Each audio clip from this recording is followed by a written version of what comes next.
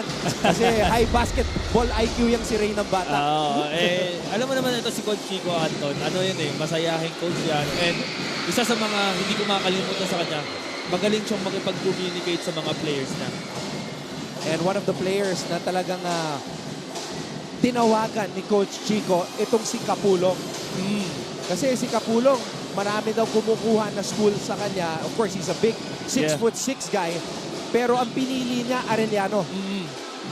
Siguro dun nga sa sinabi ko kanina na magaling talaga si Coach Chico magipag-communicate. And siguro binibigyan niya ng assurance si Kapulong na pag sa akin ka naglaro, bibigyan kita ng mahabang minuto at lalabas yung laro mo.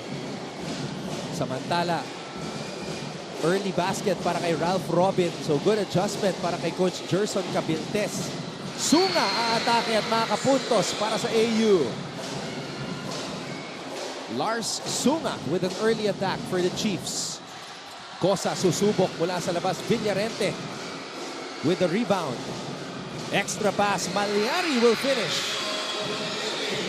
Tingnan natin yung mga adjustment ng mga coaches ngayon, si Coach Gerson and si Coach Chico. Kasi last time na na-cover natin itong EAC, Anton, ang daming adjustments. So nakakatuwa lang na every game, every possession, merong adjustment tayong mga nakikita. Alam mo, napakaingay dito ngayon sa Phil Oil Ray. Parang Final Four atmosphere yung ating nararamdaman. Punong-puno, Arellano and EAC. Arellanites and Emilians nandito ngayon para supportan ang kanika-nila mga kupunan. Ever since itong Arellano Chiefs talaga, Anton, lagi din silang puno. Isa sa mga school na very, very supportive pagdating sa basketball program itong Chiefs. And a steal here, Cosa. At may foul na tinawag dito kay Jade Talampas.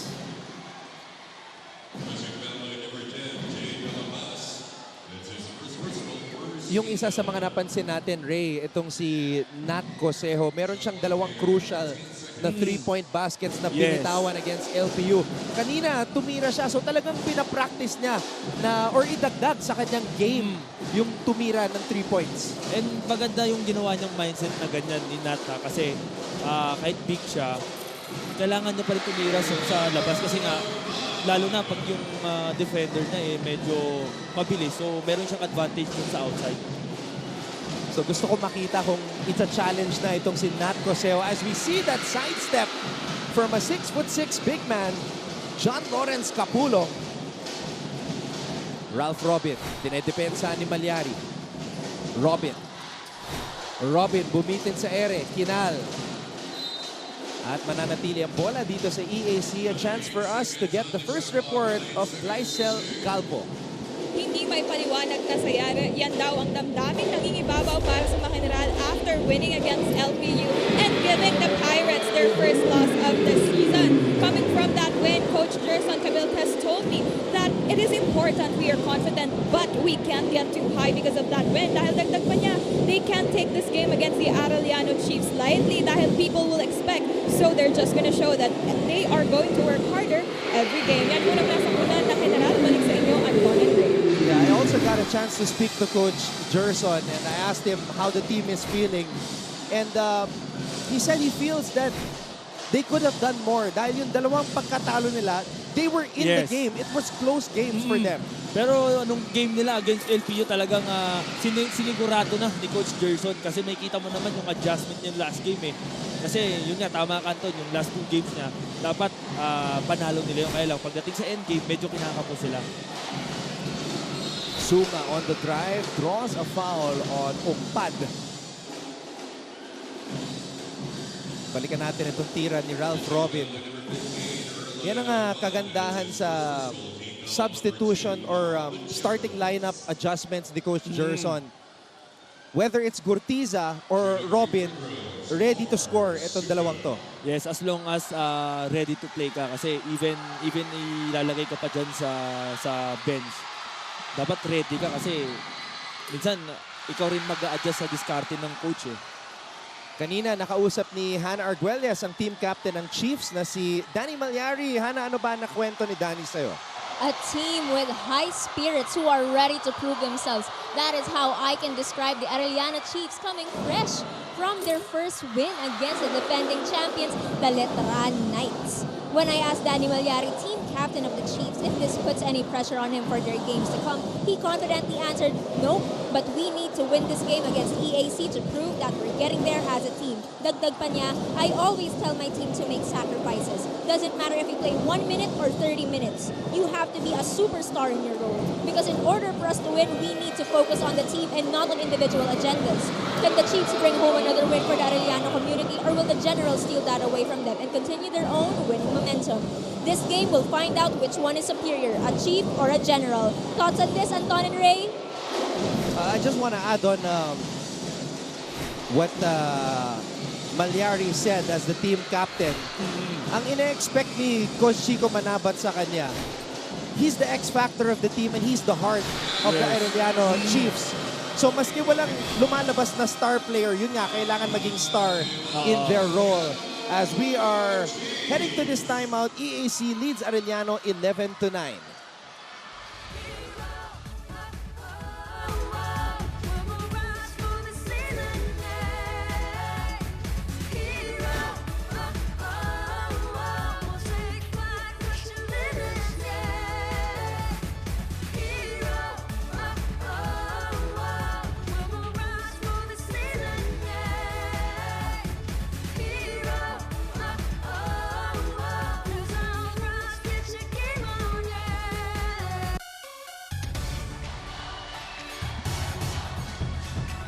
Ito na ang stats ng kinover natin, Ray. The overtime win of EAC against previously unbeaten LPU. Yes, itong fast break points ang talagang key factor para sa mga taga-Generals kung bakit nila natalo itong LPU Pirates. Kasi nung overtime, sila na lang yung tumatakbo eh. At ito naman yung ginawa ni King Gortiza sa kanilang huling laro. Pero yung pinakamabigat doon, yung fadeaway niya, Ray. Yes, clutch talaga yon yung fadeaway niya. Nung una niyang ginawa yon, nag-miss. Pero nung kinakailangan na ng puntos, yun, yung ginawa niya ulit yung fadeaway na yun. This time, pumasok naman. Alam mo, maganda ang kwento ni King Gortiza. We'll talk more about him later on as we see this fast break opportunity para sa Arellano. Akala ni Kapulong, titirahin na ni Danny yung bola. And credit dun sa full court press ng EAC. Nakita ko kagad, Anton, meron kagad silang double eh. Pagkatanggap ng bola, talaga dinoble na. And isa yun sa mga adjustment na ginawa nila as early as now sa first quarter pa lang. Cosejo, talsik yung bantay. Kaya ng offensive foul ang tinawag doon. Villarente drawing that offensive foul.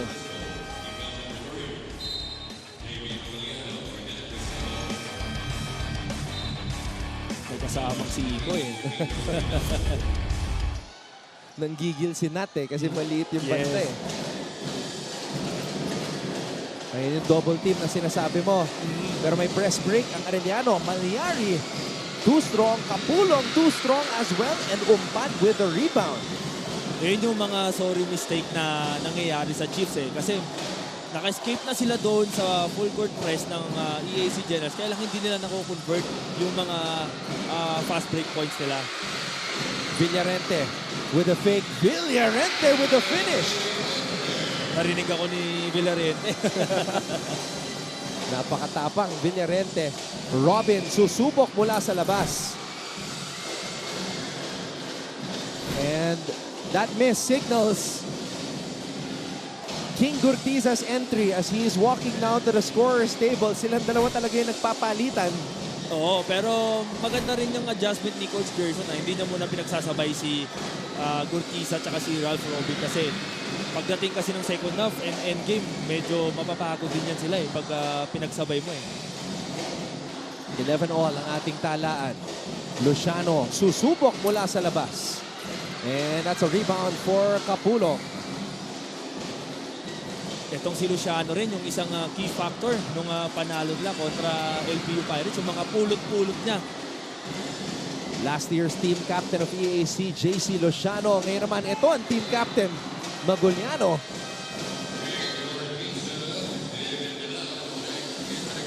And King Gortiza checking into the game along with Ed Nilag para dito sa mga general. Nakikita mo talaga yung dedication nitong ni King Gurtiza, Anton eh. Kasi di ba nga nabanggit niya last game, nabanggit sa atin last game against LPU Pirates na medyo may mga iniinda siyang mga injuries eh. So ngayon, ilang days lang yung pahinga nila. Ito naglalaro pa ulit siya. Medyo alam mo yun, talagang kahit na may mga iniinda ka, lumalaban pa rin siya. Gurtiza. Maguliano tumama sa kanyang paa. Babalik ang bola sa Arellano. Yeah, may mga iniinda siya sa hips eh. Itong si King Gurtiza. Pero 27 minutes pa rin yung nilaro itong si King Gurtiza. Luciano. Tolentino. Maguliano. Oh! Di handa doon si Ednilag. Ito yung maganda sa Arellano Chiefs eh. Hindi sila nagmamadali kahit na pinipressure sila or sobrang lakit ng depensa sa kanila. Kasi alam nila eh, the moment na nararattle na sila, doon sila nagkaka-turnover eh, katulad na nangyari nga dito. Gurtiza, pinitpit ang bola, draws a foul. And King Gurtiza will head to the line for 2.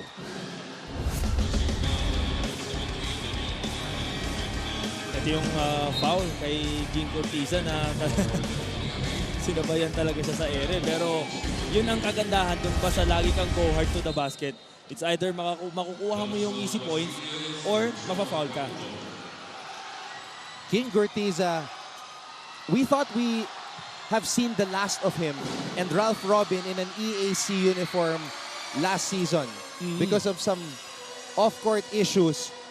Robin naglaro lang ng 7 beses, Gurtiza only 6 games played. Pero nung pumasok si Coach Gerson Cabiltes sa EAC, tinanong niya si Harvey Pagsanghan, who is serving his residency right now, okay ba tong si Gurtiza? Oo.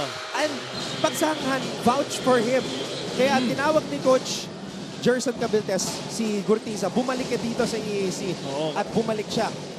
Eh, So kasi- nabuhay muli yung career. Yes, tama. Kasi nakita ni Coach Gerson na itong si Gurtiza may potential eh. And alam niya na itong si Gurtiza, malaki ang may ambak dito sa EAC. Kaya talagang ginawa ng paraan ni Coach Gerson na bumalik lang itong si King Gurtiza dito sa EAC Generals. And what's ironic also as we see this drive by Gurtiza, grabe, a lot of contact pero walang foul na tinawag. Babalik ang bola dito. Ang isa pa sa mga recruits in the pipeline ni Coach Gerson ay si Axel Doromal na star player ng Arellano Yes. along with Kate Flores last season. Oo. Ngayon, naka-residency na sa EAC. So imagine mo may Axel ka dun next year, di ba? Sobrang bigat ng lineup itong ni Coach Gerson. Timeout muna tayo. Lamang ng isa, itong EAC Generals.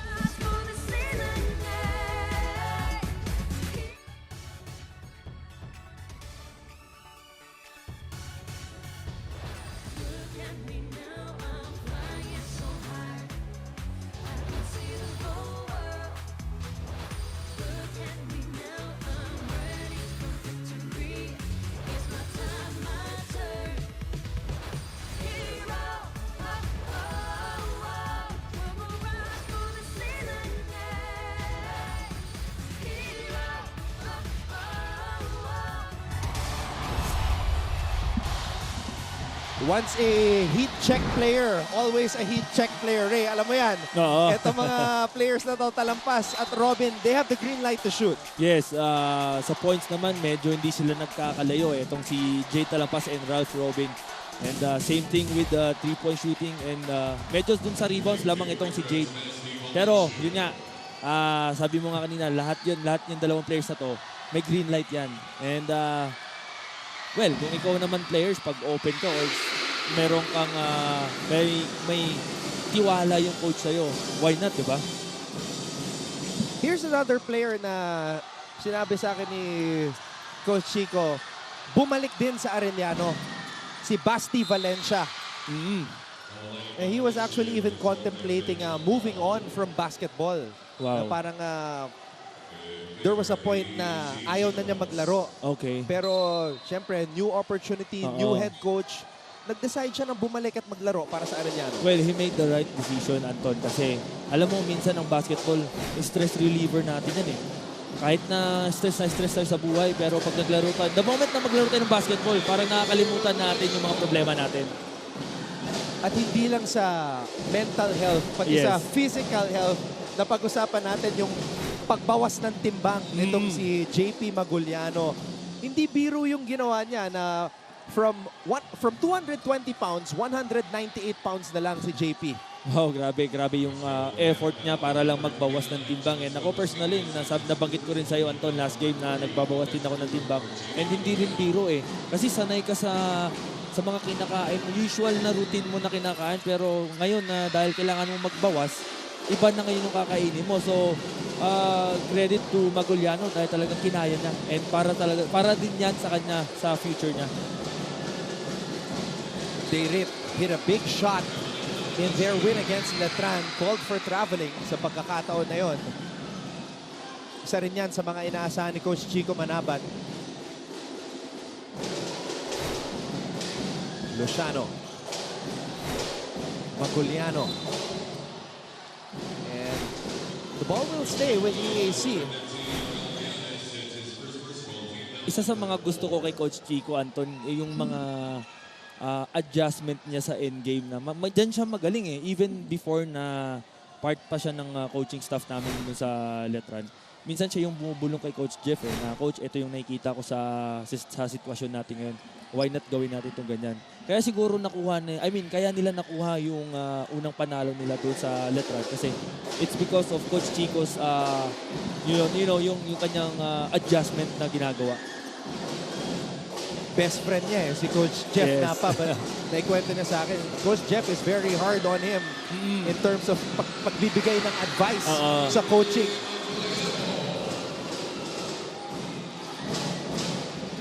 (16-12) ang ating talaan. EAC leading Arellano.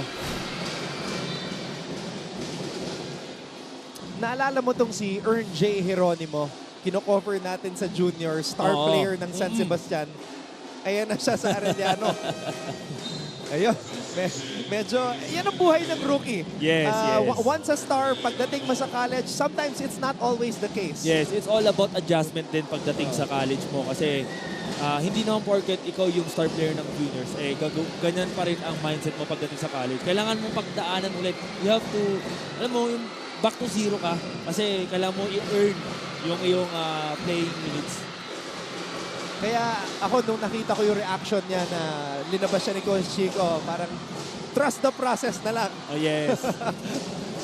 Pero nakikita mo yung kagustuhan niya na maglaro eh. Oo, pero alam ko naman na may tiwala siya kay Coach Chico eh. Hindi naman siya nilipat dyan sa Chiefs kung wala siyang tiwala kay Coach Chico. So, for sure naman, nakikita ni Coach Chico yung effort na ginagawa niya dito sa koponan niya. Coach Gerson Cabiltes calling out this defensive scheme, full court man-to-man. Coach Gerson and Coach Chico, parehong first-timer head coach dito sa NCAA. So, tingnan natin kung paano sila mag-adjust dito sa liga natin.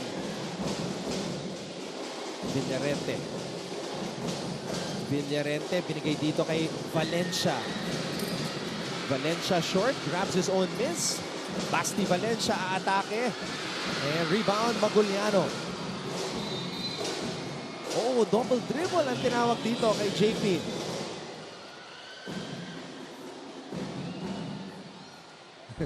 Sinasabihan si JP na hawakan mo na lang yung bola.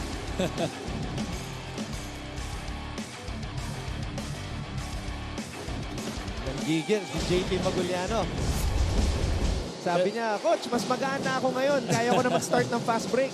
Tsaka yun talagang isa ding na-improve kay JP Maguliano eh, yung kanyang dribbling skills. Kasi dati, last season, hindi naman siya nagbababa ng bola. Pero this time, itong season 99, madalas ko na siyang nakikitang nagbababa eh.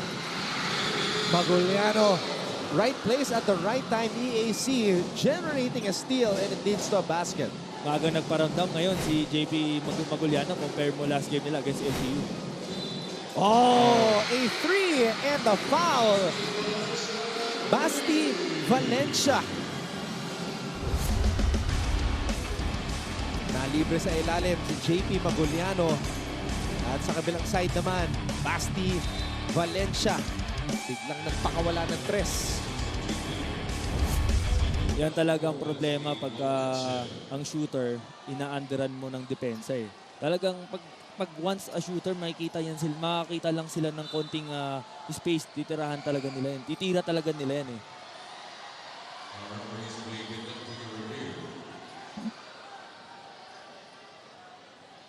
May review dito mula sa ating referees. Nire-review nila kung may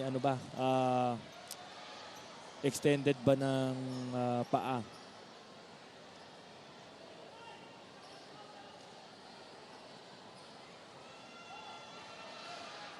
Pero malinaw na may contact eh. Bumagsak si Yes. Basti eh. Panoorin natin dito. Si Edney lang ang magcha-challenge.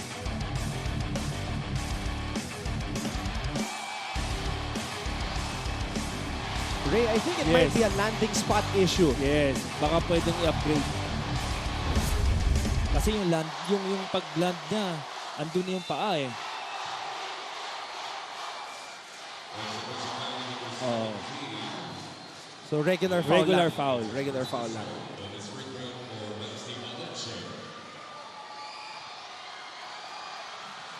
Big three by Basti Valencia dahil patapos na yung ating first quarter.